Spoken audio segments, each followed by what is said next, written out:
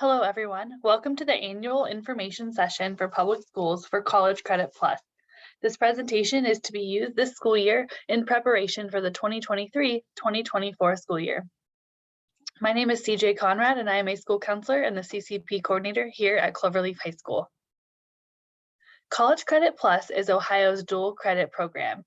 In College Credit Plus, students can earn high school and college credit at the same time. Students enroll in college courses and adhere to the policies and requirements for the college. To participate in College Credit Plus, students must be in grades 7 through 12, must be an Ohio resident and attending a public or private high school or receiving homeschool instruction in the state. Students may apply to any Ohio public college or participating private college in the state. Students are able to apply to multiple colleges and attend multiple colleges through CCP. Students in grades 7 through 12 must complete an assessment exam and/or be determined eligible based on GPAs and test scores to participate in CCP. CCP eligibility is different depending on the college. We will review eligibility for local colleges throughout this presentation. Students in grades 7 through 12 may choose from a variety of what we call level 1 college classes. Students can earn credit to satisfy both high school and college requirements. A 3 or more credit hour college course converts to 1 high school credit. Students must successfully complete the course in order to earn the credit. If a student fails or withdraws from the college course, the college transcript and high school transcript will reflect the student's final grade, even if it's an F or a withdrawal. The high school transcript will match the college transcript with the course grade. What this is saying is that whatever grade a student gets in their college course will be part of their permanent high school record. Students are able to take classes in the summer, fall, and spring semesters. Students may take courses at the high school, college campus, or online. Cloverleaf High School offers courses through Ashland University, taught by CHS teachers, and houses a distance learning lab on campus through the University of Akron. How do students participate in CCP? To be eligible for CCP, students must take an assessment exam score or have a certain GPA. Typically, with test scores, a student can have as low as a 2.5 GPA and then a minimum of an ACT score of an 18. If students would like to apply to do CCP without a test score, they typically have to have a 3.0 GPA. Students must apply to the college as a CCP student, so they will actually go to the college website and apply for college as a CCP student. And then once a student applies for college, part of their application requires a parent and student permission slip that says that the parent and student understand that oftentimes there is mature content in a college class, and even though the student may be in 7th through 12th grade, that they are reviewing mature college content. So part of the application is the full application for the college plus a mature content permission slip. Colleges have the final decision on student admission, so the high school doesn't have a lot to do with it. The requirements are set forth by the college, so meeting the deadlines, processing the paperwork. Counselors are really hands-off on that part. Students and families have to enroll in the college and handle all of those things through the college. However, school counselors are available to help answer questions and if there's anything that the student or family is confused about. Once the student is admitted, so they've applied to the college, they've sent their transcripts, they've been accepted, they've submitted their mature content permission slip. The final state law part of doing CCP is that the student and family fill out a questionnaire that's completed in order for the student to actually be enrolled in a class. Once the student is eligible and admitted to the college, the student can work directly with the college to register for level 1 college classes, or if the student is taking the class at Cloverleaf High School through Ashland University with a CHS teacher, those classes can be registered directly with the school counselor through the scheduling process at Cloverleaf High School. So that only involves Ashland. All Akron or other public or private university CCP classes must be done through the college itself. What courses can a student take? CCP courses can satisfy high school graduation requirements. So basically, any class that's offered at the high school that there's an equivalent college class, students are typically able to take. So for example, if a student takes college credit plus English composition, they could then not have to take their English 11 or English 12 class here at the high school. And again, school counselors are able to help map out a student's plan with them to see what classes would be most beneficial. The students must take their first 15 credits in level 1 classes. A level 1 class includes any class that's transferable from college to college. Typically any courses in IT, computer science, anatomy and physiology, and a foreign language. Any course that's part of a technical certificate, and then courses that are a part of a 15 or 30 credit pathway. These pathways are listed on all of the college's website. So if you were interested in your student or the student getting 15 or 30 credits, there are pathways listed that students then could do this. And then any courses in study skills, academic, or career success. Colleges by law must post their level 1 courses. So if you're interested in what Akron's or Ashland's level 1 courses are, you can see their website for details on those. And then once the student completes all 15 credit hours in level 1, he or she can enroll in a level 2 class, and then level 2 classes are just any other classes allowed by the colleges in which the student meets the prerequisites for. Courses that students are not able to take are private applied courses with one-on-one instruction, such as a performing arts lesson, courses that have high or excessive fees, any class that's a study abroad class. Students are not permitted to take college physical education classes. Students are not able to take any college class that's for a pass-fail grade. And then also students are not able to take any remedial courses or religious courses through CCP. Some other requirements for students is that, and just a reminder that any grade that a student earns in a college course is the same grade that will go onto the student's high school transcript and will be factored into the student's GPA. So they are not a separate grade from the high school, they are averaged together. We highly recommend students consider courses in a career pathway that interests them. Students should ask about pathways that identify courses leading to a major or degree that they are interested in. Students can, again, work with their school counselors on making sure that any classes that they take are going to satisfy their graduation requirements, and even though they are in CCP classes, that they are still able to meet Cloverleaf and the state of Ohio's graduation requirements. How many classes can students take? Students can be enrolled in up to 30 credits per year. If you'd like to calculate that to see, in case you're worried your student will have too many, the calculation is there. And the maximum number of credits allowed for a student while participating in the program in grades 7 through 12 is 120 credits. If a student enrolls in more than 30 credits for the year, the school will discuss with the student whether they should just drop the class before that they fail or before the withdrawal date, or if the family would like to pay for the course, including the tuition fees and books at the college standards rate. There are a couple differences between high school and college classes. I'm sure you know these, but it is important to review these with your students. In high school, we give tests weekly or at the end of a unit or chapter. In college, tests are generally fewer in number and cover much more material. The study time in high school is usually between 1 to 3 hours a day. However, in college, it's about 3 to 5 hours a day, depending on the class and the time of homework that is given in each class.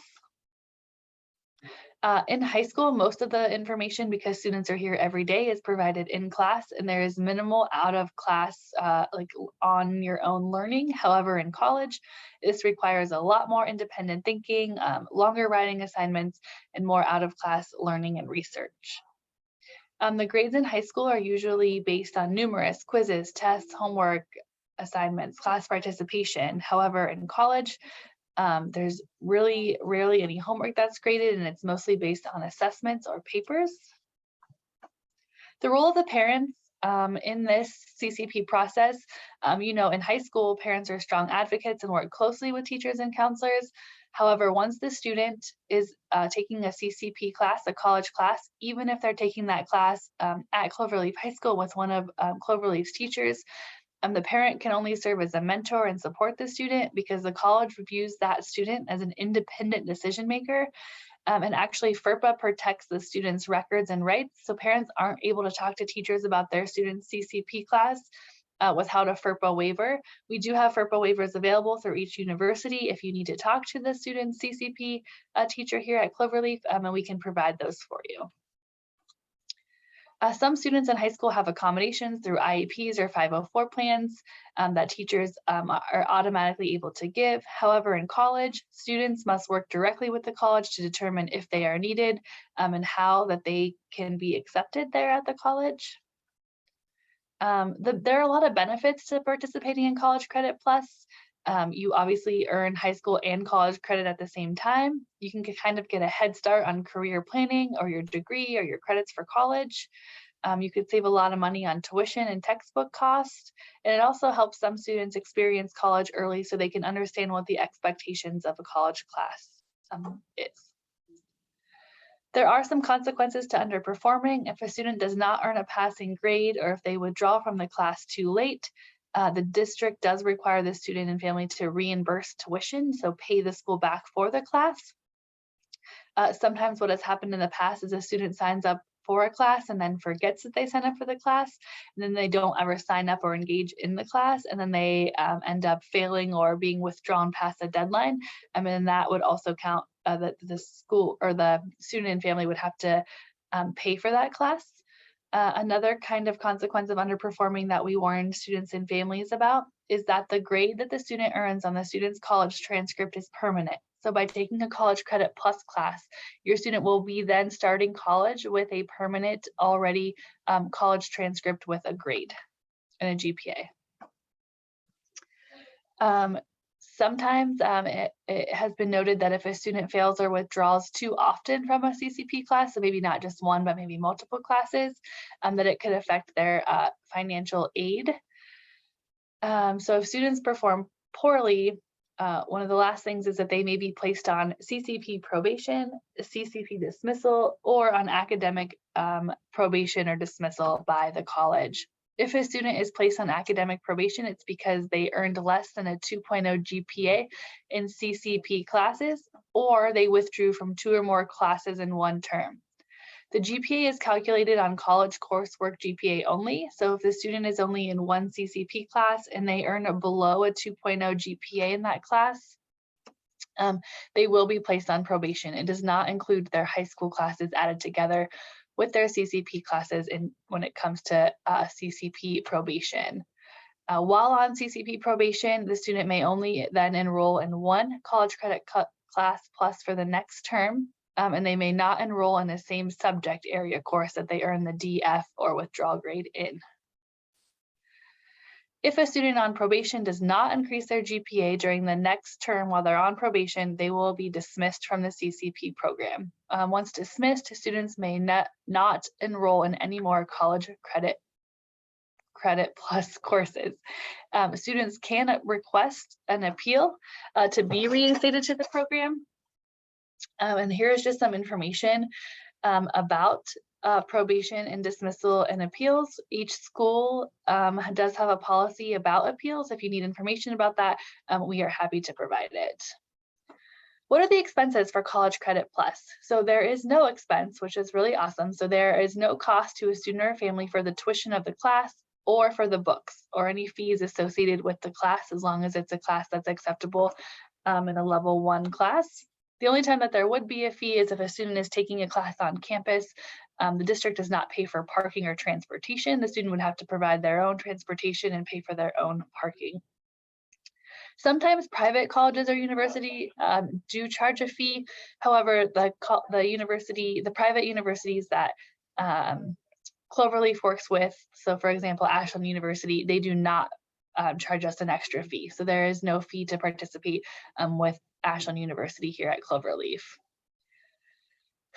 This is not expense. I'm not sure what's on this slide. Sorry about that. But students must complete an intent to participate form and return it to Cloverleaf, or if you're going to a different school, it's statewide, to the public school by April 1st, 2023. So this intent to participate form must be filled out every single year.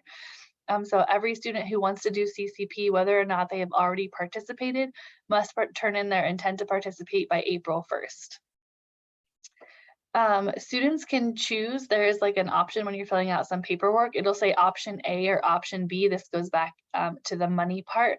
However, it's really confusing, so I'm only just including option B. Option B means that the student wants to take a CCP class and earn college and high school credit and would like the district to pay for it.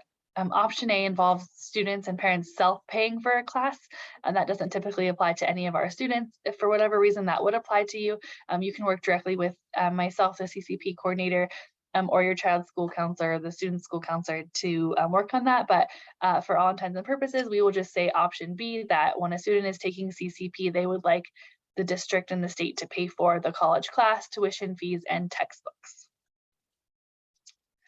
What supports are available for students? Obviously, high school counselors continue to provide assistance to all College Credit Plus students as they were Cloverleaf students or are Cloverleaf students. Even if a student attends CCP fully somewhere else, they are still considered Cloverleaf high school students and are able to have all of the same services and participate in all the same things as a high school student.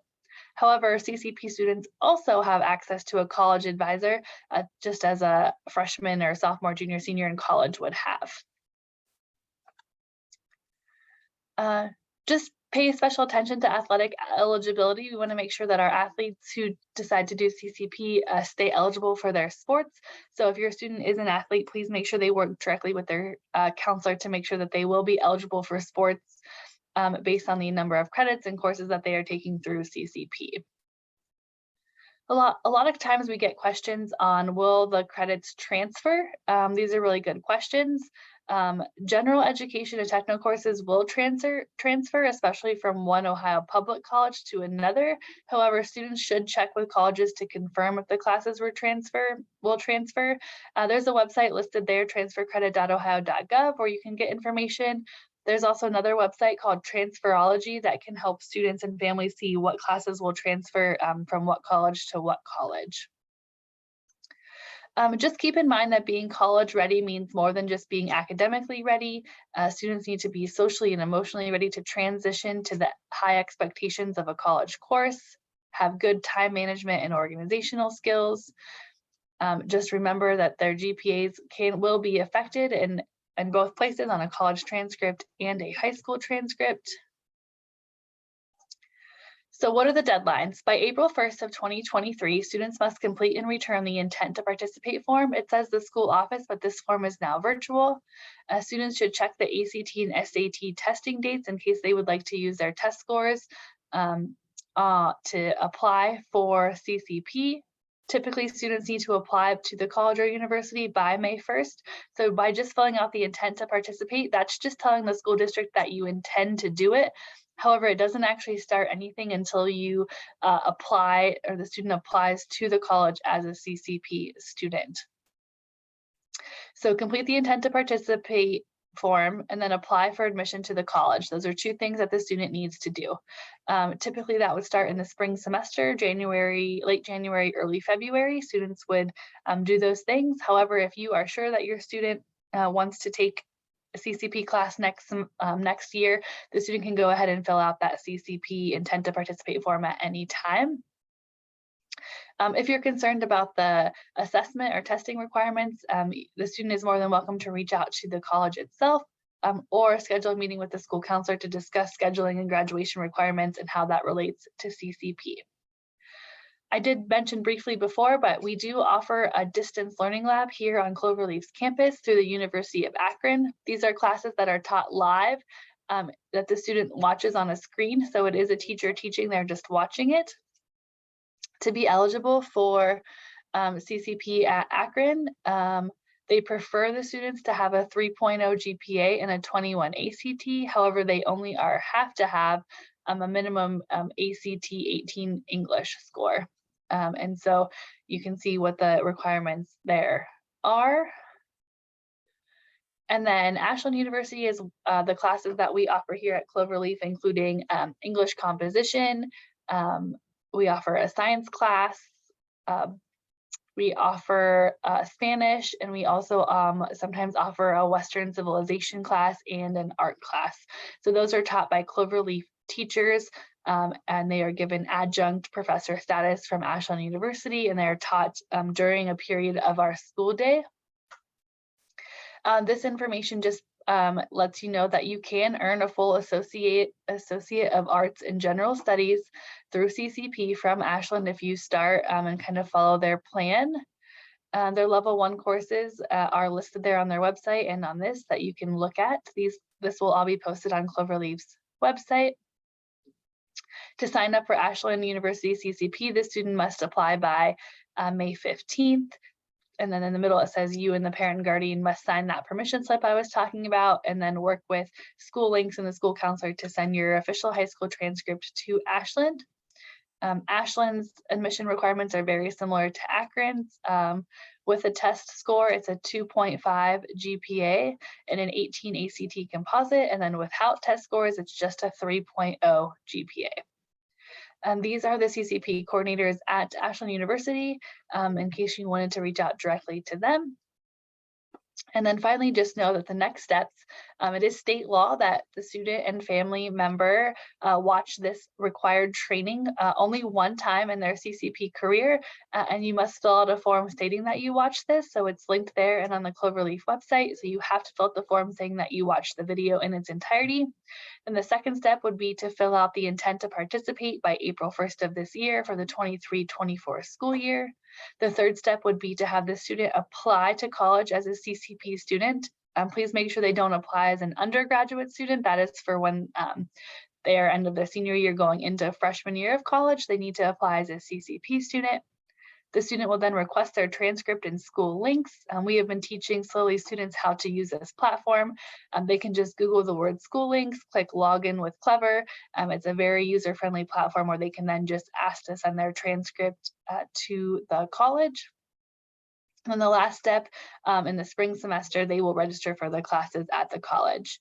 And just to reiterate one more time, if your student is going to take an Ashland University CCP class with one of our Cloverleaf teachers, even though they are a Cloverleaf teacher, you still must have your student fill out a FERPA waiver form in order for you to talk to the teacher about what's going on in that class.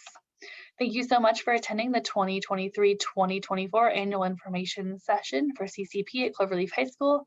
I'm CJ Conrad. If you have any questions, please don't hesitate to reach out to me. My email is catherine.conrad@cloverleaflocal.org. My direct phone number is listed there. And myself or any counselors at Cloverleaf High School are happy to help you and your student navigate CCP.